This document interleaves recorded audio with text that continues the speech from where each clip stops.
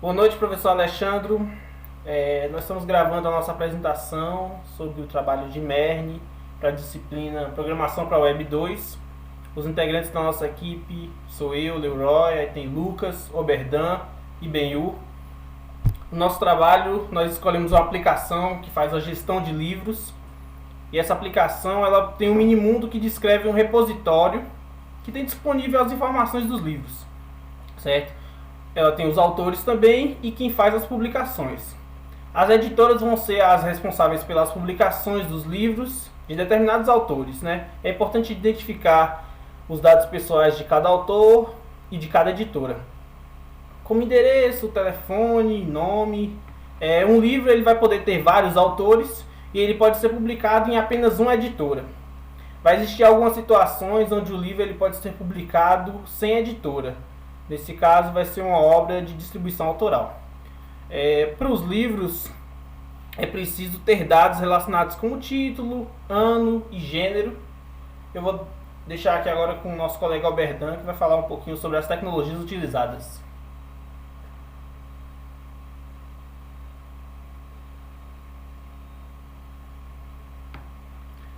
Alberdan? Boa noite, professor. Boa noite, professor. Sobre as tecnologias utilizadas, a gente usou o desenvolvimento de MERN, que engloba Mongo, Express, React, Node, e essas tecnologias fornecem estruturas já prontas para serem criadas em aplicações web de forma de planilhas completas. Sendo que o Mongo a gente vai utilizar como um banco de dados, que é o banco de dados não relacional, com código fonte aberto, gratuito, de alta performance. E então foi escrito em linguagem C++, demorou quase 2 anos para ficar pronto, mas é uma plataforma hoje bem robusta, é uma aplicação de banco de dados bem utilizadas, que sem esquema, orientação a documento, que a gente utiliza. Além do Mongo, a gente vai usar o Express, que é uma estrutura web de roteamento e middlers, que tem uma funcionalidade mínima por si só, né? Uma aplicação a Express é essencial na série chamada de funções middlers. Os middlers de uma maneira geral, as funções que têm acesso aos dados e requisições de uma resposta, além de cada um deles ter acesso aos seus próprios middlers e a ser invocados por eles próprios.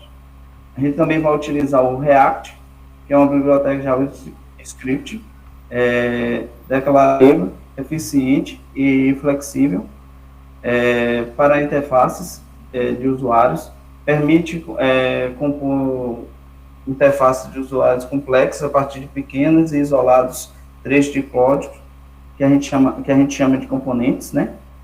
Vamos usar também o Node.js, que é uma tecnologia já para execução de código JavaScript fora do navegador web. Com ele podemos construir aplicações web em gerais, desde sites até APIs, microserviços, e isso graças à união do ambiente com a execução de JavaScript fornecidos por ele próprio, por Node.js, né? Basicamente, essas são as tecnologias que a gente vai utilizar, que a gente utilizou, né, durante o trabalho da gente. Foi essas 4 tecnologias que a gente utilizou. O Leroy vai voltar a falar das entidades aí agora, nesse momento. Beleza.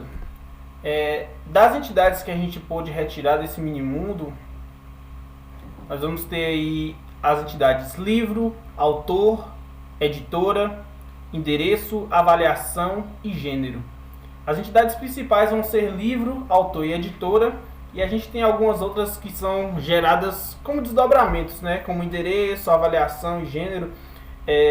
A gente está compartilhando na tela aí para o senhor poder dar uma olhada como é que está o código das coleções.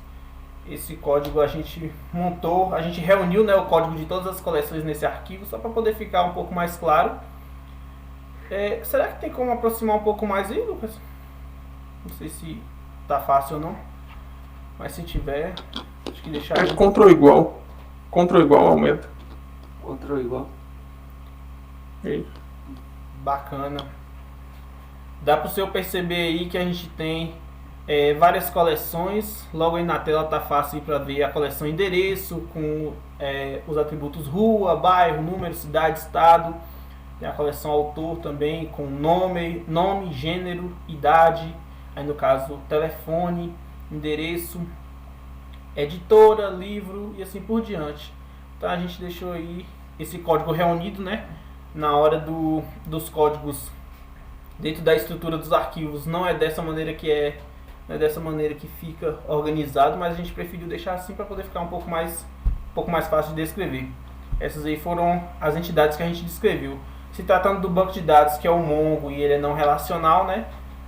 A estrutura que é utilizada é essa, né? A estrutura de documento com as coleções. Lucas vai continuar falando um pouco aí desses relacionamentos e um pouco mais do back-end. Então, meu nome é Lucas, eu vou falar um pouco mais da estrutura que a gente montou para fazer esse projeto no back-end. Eu vou mostrar aqui primeiro o arquivo package.json, que é onde a gente controla as dependências que vão ter no projeto, né?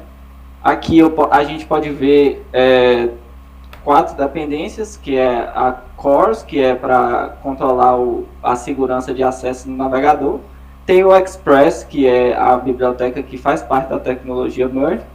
Tem também o Mongoose, que é para fazer a modelagem do banco de dados não relacional. E tem o RxJS, né, que cuida de eventos assíncronos. É uma biblioteca para facilitar a implementação de eventos assíncronos. Eu utilizei aqui, não faz parte do Merge, mas é só para facilitar o código. E aí eu utilizei a tecnologia, eu utilizei a biblioteca TypeScript para eu poder criar tipos de JavaScript, né?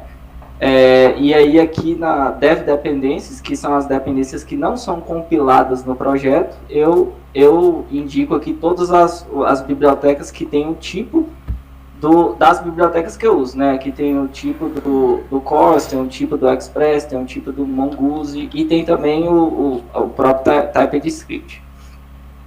Aí, aqui eu vou começar a mostrar a estrutura do projeto. Aqui tem o dist, que é onde o TypeScript coloca o código que for compilado, né? Então, aqui tem todo o projeto em JavaScript puro, que é a compilação, ela vem para essa pasta aqui, dist. Na pasta source, src, que quer dizer source, tem os arquivos que são os códigos fontes da aplicação. Primeiro eu vou mostrar esse common aqui, que tem esse arquivo environment, que tem a porta do servidor e a URL do banco de dados. Todos os dois eu tenho um valor aqui padrão para eles, ou então eu posso passar eles por variáveis de ambiente. Se eu passar esse server underline import, ou então esse db underline URL como variável de ambiente, eu consigo controlar a porta e a URL do banco de dados.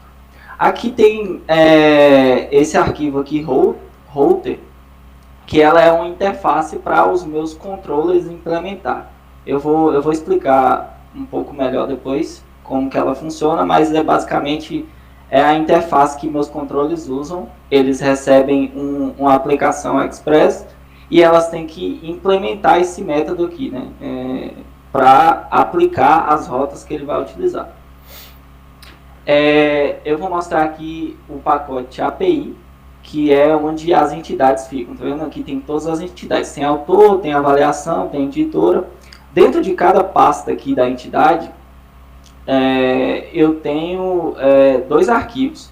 Um arquivo é o model, tá vendo? O prefixo dele é o nome da entidade, e aí tem depois o nome model.ts, que é para eu mapear o banco de dados, tá vendo? Aqui primeiro eu crio uma interface que representa o documento no banco de dados, tá vendo? A autor aqui tem nome, gênero, idade, telefone, endereço. Aqui é o objeto que representa o documento no MongoDB.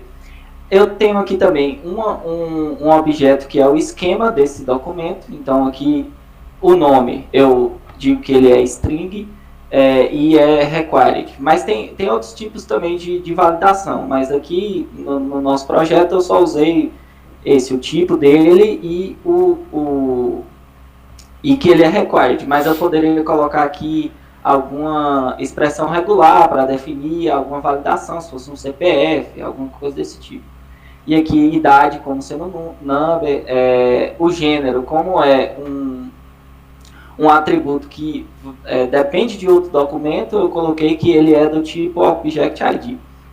E aqui eu exporto a constante autor para eu poder, que é um objeto do Mongoose, para eu poder manipular o banco de dados. Eu posso, com esse autor aqui, eu posso salvar, eu posso fazer uma consulta, eu posso fazer qualquer tipo de operação no banco de dados para o documento autor, né? Desde que ele atenda esse esquema e tem esses atributos, né? Isso aqui é meio que a validação do Mongoose para o MongoDB. E aí no arquivo router é onde ele implementa aquela classe que eu mostrei no início do Congo, que vai aplicar as rotas do meu controller. Esse arquivo aqui é como se fosse um controller. Ele tem aqui todas as rotas aplicadas. Tá vendo? Eu pego o app aqui, que é a aplicação do Express, e vou aplicando as rotas que eu vou utilizar. Aqui tem, eu vou dar o exemplo aqui do autor, tem a rota de consulta, que eu venho aqui, uso aquela constante que eu criei lá no model para fazer um find. E aqui eu pego um find, uso um regex na consulta para trazer resultados parecidos. E aí, esse atributo aqui, res, eu posso mandar a resposta para quem está fazendo a requisição. Então aqui, basicamente, a estrutura desse método de aplicar rotas é isso, né? Eu passo para ele a URL base, que é autor, e aí eu passo também o que esse método vai fazer quando ele for requisitado. Aqui é o método de consulta, ele procura os autores com base em uma consulta e devolve para o cliente. Aqui vai ter método de salvar, aqui tem o primeiro aqui de consulta, depois o de salvar, aqui tem um de consulta, de pegar uma entidade, aqui tem um de atualizar uma entidade, e aqui também tem uma de deletar a entidade. Todos esses aqui utilizam esse objeto aqui do Express, que é o app. Aí eu vou mostrar onde que eu passo esse objeto para essa entidade criar. E aqui eu crio uma constante com esse objeto, né? Essa rota dessa entidade. Aí, como que essa aplicação ela inicia, né? Aqui tem um pacote que chama server, que tem toda a estrutura dessas classes que vão iniciar essa aplicação. O primeiro arquivo, o arquivo que vai dar o início da aplicação é o arquivo main, que ele cria uma instância desse objeto server, e aí ele usa o método start, que é um método assíncrono, e como eu estou usando aqui o rxjx para fazer um método assíncrono funcionar, aí ele chama o método subscribe, que é para ele executar essa ação, e depois ele bota um console.log na tela, dizendo que o server está ouvindo na determinada porta que esse atributo retornar. Aí essa classe server aqui, que é a classe que eu inicio, ela tem dois objetos dentro dela. Tem a classe do MongoConfig, que é a classe que faz a conexão com o banco de dados e configura o Mongo. E tem essa classe Web Server, que faz a configuração do servidor web, que utiliza o Express. Aí essa classe server ela tem dois métodos que são assíncronos, que usam o rxjx, que é o método start, que inicia o servidor, e o método stop, que para o servidor, né? E nessas duas classes, tanto o MongoConfig, eu vou abrir ela aqui para mostrar para você, que tem também os dois métodos, start e stop. Então esse método server aqui, ele inicia tanto o web server como o Mongo config. E aí, se der tudo certo, ele manda para o main que o servidor está ouvindo, né? Se der algum erro tanto com a conexão MongoDB, aí ele emite um erro aqui e a aplicação não inicia. No Mongo config eu faço a conexão utilizando a URL que está lá configurada no environment, que é aquela classe que eu mostrei que fica no common. E no web server eu configuro primeiro calma aqui. No método start eu recebo as rotas, configuro todas essas rotas, configuro a minha aplicação para sempre receber JSON, que é o método de comunicação que a gente está usando, e passo para esse método aqui, que é o método da rota, a aplicação para esse método sempre configurar a aplicação. E depois chamo esse server.listen, que é quando eu abro o servidor. Aqui, uma coisa que eu esqueci de mostrar é que na classe server, ele passa aqui no start, ele passa a lista de todos as rotas, aqueles objetos que eu criei, as constantes das rotas, tá vendo? Ele está passando o gênero, autor, editora, livro. E aí no web server ele faz um for com essas rotas e aplica, usa aquele método da interface de aplicar, e depois que ele aplica todas as rotas, ele meio que configura, né? Você configura todas as rotas que ele vai utilizar, ele inicia o servidor e aí a partir disso o servidor está rodando para receber conexão. Aí agora Ben-Hu vai falar sobre a estrutura front-end, quem é que vai consumir esse servidor, né? É isso. Eu vou compartilhar minha tela aqui. Boa noite, Alexandre. Pronto, vamos lá. Essa aqui é a nossa interface, foi construída com React. Aqui vão ter todos os acessos aos CRUDs e as funções de cada uma das entidades que a gente mencionou. E eu vou mostrar agora como é que foi construído isso aqui. Pronto. Tá pequeno aí? Aumenta um pouco, por favor. Vamos agora? Pode entrar um pouquinho, isso. Pronto. Então tá bom. Aqui é o app em React, e aqui é a estrutura desse app, como é que ela funciona. Assim como no de Lucas, a gente tem a pasta aqui, assim como o backend, né, a pasta Node Modules, que vai ter todas as dependências do projeto. A gente tem a pasta aqui de source, onde vai ter o código-fonte. E a gente também tem o package.json aqui, onde a gente vai ter declaradas as dependências e os scripts do projeto. Aqui funciona de maneira bem similar. Eu tenho aqui as dependências do React, e como a gente está trabalhando com TypeScript, a gente também tem as dependências adjacentes que são a tipagem dessas bibliotecas aqui, né? Como essas bibliotecas são só JavaScript, por padrão, eles têm bibliotecas adjacentes que têm a tipagem que a gente poder estar trabalhando utilizando as bibliotecas com o TypeScript e utilizando os tipos. Aqui tem o React, tem o Axios, que eu vou estar utilizando aqui para poder fazer a conexão com o backend em Node e Express. Tem as bibliotecas padrões do React, tem a biblioteca de ícones aqui para a gente poder utilizá-la também. E o TypeScript. Tem um arquivo de configuração aqui, o tsconfig, configura as informações do TypeScript, onde ele vai compilar depois, porque todo o código, né, a gente trabalha em TypeScript, mas quando ele compila JavaScript por navegador. E pronto, como é que funciona? Em React a gente vai ter aqui dentro da pasta pública o index, onde a gente vai ter aqui o HTML e uma única div dentro do código com o ID root, e aí o React que vai se encarregar de pegar tudo aquilo que a gente construir e ir servindo aqui dentro dessa div e fazendo a gerência dessa div, dentro dessa div dos componentes e tudo mais, e criando aquele app ali. Então essa aqui é a estrutura básica. Dentro do meu código fonte aqui, eu tenho dividido em uma pasta de assets, onde eu tenho aqui as imagens.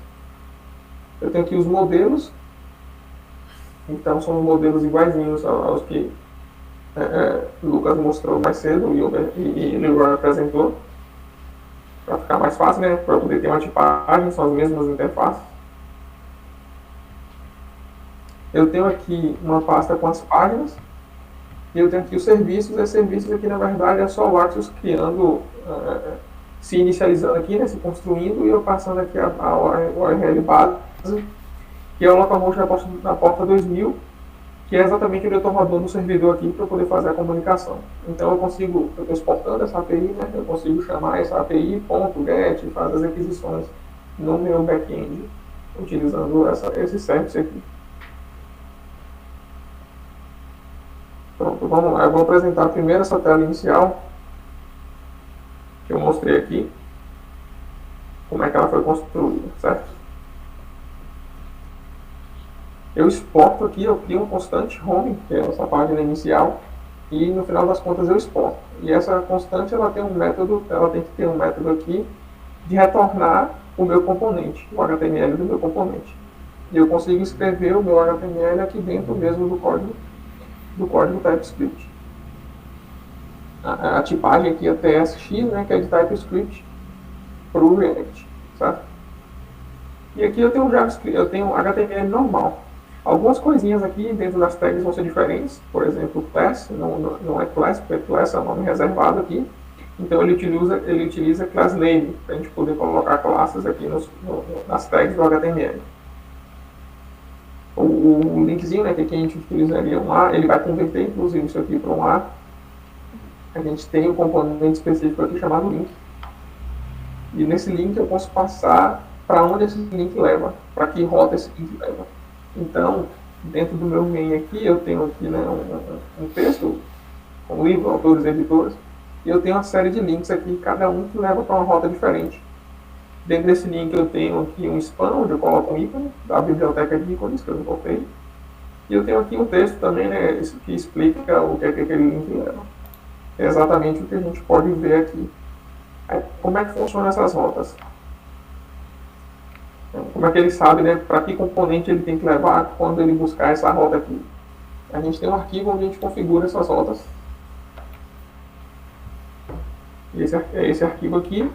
Então eu tenho aqui a minha rota padrão, que leva para o home, e aquela rota ali de list gênero, ela leva para o componente list gênero. Eu tenho aqui também que cria um gênero, e ela leva para o componente de criar um gênero, e eu tenho aqui edita o gênero, e eu passo aqui, eu posso passar um número com uma continuação qualquer aqui, que ele vai reconhecer como ID. Então tudo que vier na rota depois de edit gênero vai ser o ID. E eu passo o mesmo componente, né? Porque eu estou utilizando aqui o mesmo componente para poder criar e editar. E assim funciona toda a estrutura aqui de rotas do projeto. Deixa eu entrar em uma rota dessas aqui. Vou acessar gêneros. Pronto, esse aqui é o componente que lista os gêneros. Eu tenho um botão aqui que leva para cadastrar. Eu tenho como voltar para o home. E eu tenho aqui a lista dos gêneros. E dentro da lista eu tenho um botão que edita e exclui. Como é que funciona essa tela aqui no React? Eu vou abrir aqui o meu índice de gênero, que é o meu componente de lista de gênero, funciona da mesma forma, certo? Eu tenho uma constante que eu exporto lá no final do meu arquivo. E essa constante, né, esse objeto, ela tem que retornar o meu componente, o HTML do meu componente. Então funciona da mesma forma. Só que essa aqui já é um pouco mais complexa, porque eu tenho aqui outras funções, outros parâmetros aqui dentro. Então eu vou ter aqui um link que leva lá para a minha página de criar. Eu tenho aqui uma tabela, né, em HTML mesmo, e eu consigo percorrer aqui objetos que eu recupero do banco de dados utilizando dessa forma. Esse aqui é o nome do meu objeto. Eu consigo mapear ele e para cada objeto que tiver dessa minha lista, eu estou apelidando aqui para gênero, eu quero que ele crie isso aqui. Então eu consigo rodar uma lista de objetos e repetir aqui esse código para cada um deles, né? Então isso aqui é uma linha da tabela, então eu estou criando uma linha da tabela para cada gênero dentro da minha lista de gêneros. E aí eu tenho uma coluna aqui onde eu vou ter dois botões, né? Um que leva para o editar o gênero, então é o link, e me leva lá para o edit gênero. E eu passo aqui o ID do meu gênero. E o outro é um botão que exclui e faz uma ação, que é esse render excluir. Como é que isso aqui funciona? No React a gente tem essa funçãozinha aqui, useState. Eu consigo passar aqui o meu gênero, que é justamente aquele modelo de gênero que está lá. E ele me devolve um objeto que me dá acesso a esses objetos aqui e um objeto que me permite mudar, atualizar o valor daqueles objetos ali, que é o set. Então eu estou criando um useState para uma lista de gênero e ele me devolve, né, um objeto de acesso, que é o gêneros, e um objeto de modificador, que é o set gênero. Para a gente poder rodar um código aqui dentro, a gente utiliza o useEffect. Ele vai fazer rodar o código, eu passo o primeiro parâmetro que esse método recebe, é a função que eu quero executar, e o segundo é o que eu estou observando para executar essa função. Quando a gente passa assim vazio, significa que ele vai executar na hora. Então, assim que esse componente for carregado, eu vou executar esse método aqui, e o que o método faz? Ele vai buscar os gêneros no banco de dados. E eu estou chamando a API, que eu mostrei mais cedo, eu estou dando um get no endpoint gênero. Quando ele tiver uma resposta, eu sei que a minha resposta está voltando do back-end dentro da lib, né, como JSON. Eu pego os dados dessa minha resposta, que é a lista de gêneros, e eu seto aqui no gêneros. Então eu já consigo ter acesso lá na página HTML a tudo que veio do banco de dados através daqui dos gêneros. Utilizando aqui, né, os set gêneros, que é outro modificador que esse useState me devolve. E aí é isso, né? Ou seja, assim que eu carrego esse componente, ele busca no banco de dados, eu seto e essa minha lista ela é preenchida. E o meu método de excluir, ele só faz chamar dentro da minha API, delete gênero, e eu passo o ID que eu estou recebendo lá. E quando eu recebo, eu dou 7 gêneros, ou seja, quando eu peço para ele excluir, ele me devolve, quando ele resolver lá, eu consulto a lista de novo para ele poder atualizar a minha lista e ele vai setar a lista aqui outra vez.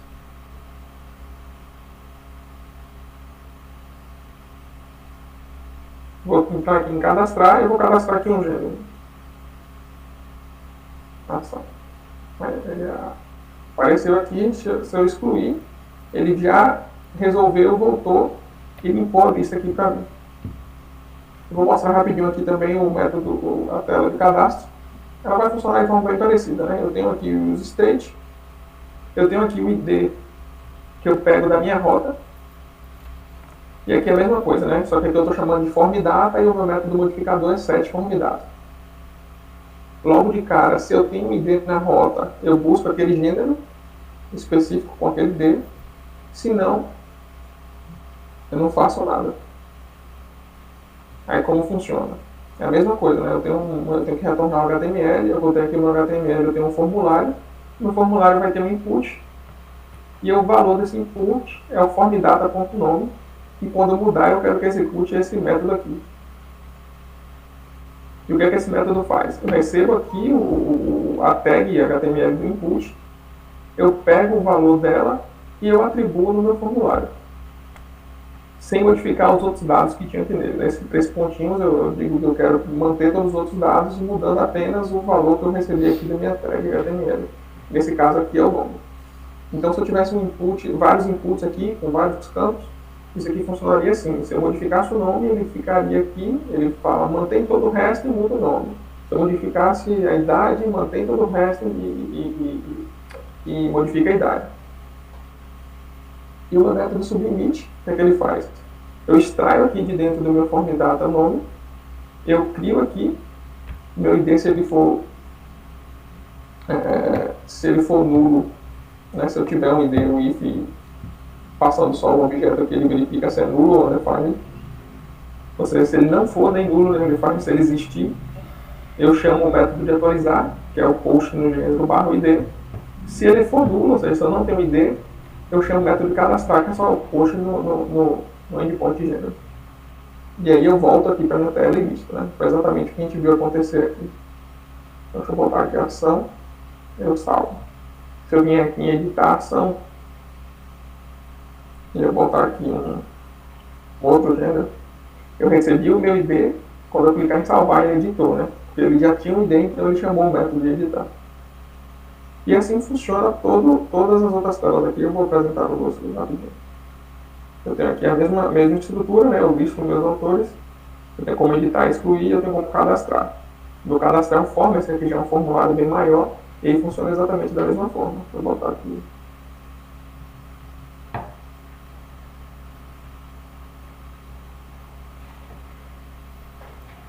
Vou deixar ele preencher sozinho com qualquer coisa aqui.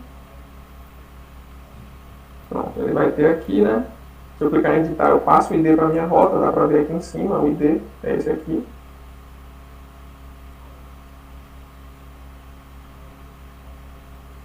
Pronto, se eu excluir, ele vai chamar lá o delete e vai fazer isso. Eu tenho um filtro aqui também.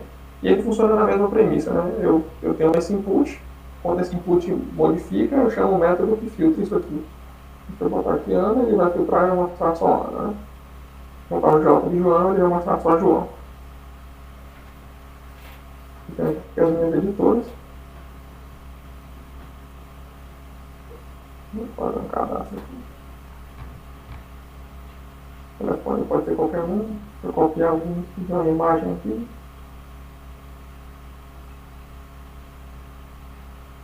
O endereço funciona da mesma forma. Pronto, ele adicionou aqui. Fiz, eu vim aqui em editar, ela vai estar aqui, eu posso editar os dados. Vou excluir. Vou fazer a mesma coisa aqui para os livros. Essa aqui tem um filtro pela editora. Mas eu vou cadastrar aqui um livro X, título A. Aí eu posso selecionar a minha editora. Botar aqui o número de páginas. Posso botar qualquer texto aqui. E aqui eu consigo selecionar os autores, né? Eu posso selecionar mais de um ou selecionar um só. Vou deixar aqui João. E aqui eu posso colocar uma imagem de capa. Eu vou colar a mesma imagem aqui para fazer o teste. Aí pronto, meu livro X está salvo aqui, né? Da editora Abril. Deixa eu editar aqui e colocar a editora Arqueiro. Que eu consigo filtrar pela editora, né? Quando eu botar Arqueiro, vai aparecer só o livro X. Quando eu colocar Abril, esse outro livro aqui de teste. Quando eu colocar todas, ele aparece todas. E as nossas avaliações funcionam exatamente da mesma forma também. Eu posso dar uma nota aqui para o livro X e aqui eu posso escrever algum texto, né? Então ela vai ter aqui, eu posso excluir, eu posso filtrar aqui também só as avaliações do livro ABCDE, só as avaliações do livro X. Então todas. E aí é isso.